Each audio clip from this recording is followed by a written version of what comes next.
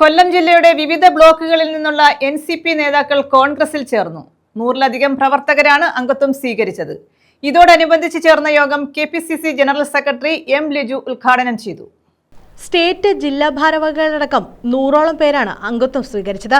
NCP Kollam ജില്ലാ committee vice president Baiju Karunagappally, state secretary Vijayaraghavan Unnithan, state committee അംഗം സന്തോഷ് മുള്ളുമല, ജില്ലാ general secretary advocate Suresh Rex, ജില്ലാ എക്സിക്യൂട്ടീവ് അംഗങ്ങളായ Samson Nerona, Vishwa Mohandas, V Chandran, doctor Padmakumar, Premnath Dhara, Raju George എന്നീ എൻസിപി നേതാക്കളും 100ഓളം പ്രവർത്തകരുമാണ് എൻസിപി വിട്ട് കോൺഗ്രസിൽ ചേർന്നത്.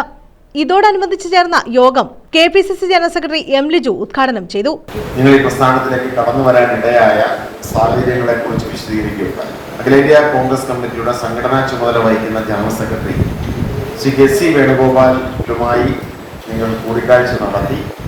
പ്രിയപ്പെട്ട MLA Shri CR മഹേഷും PCC നേതാക്കന്മാരുമായി എല്ലാവരുമായി സംസാരിച്ചിട്ടാണ് Kerala Pradesh Congress കമ്മിറ്റിയുടെ അധ്യക്ഷൻ അഡ്വക്കേറ്റ് ശ്രീ സണ്ണി ജോസഫുമായി നേരിട്ട് കൂടിക്കാഴ്ചയ്ക്ക് നടത്തിയതിനു ശേഷമാണ് നമ്മൾ ഈ ഒരു യോഗം ഇവിടെ ഷെഡ്യൂൾ ചെയ്യുന്നത്.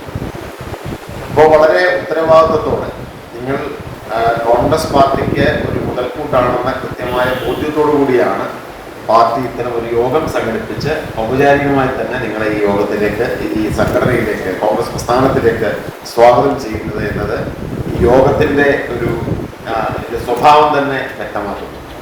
നമുക്കറിയാം, രാജ്യത്ത് മതേതര ജനാധിപത്യ ചേരി ഏറ്റവും ശക്തിപ്പെടേണ്ട ഒരു കാലഘട്ടമാണ്.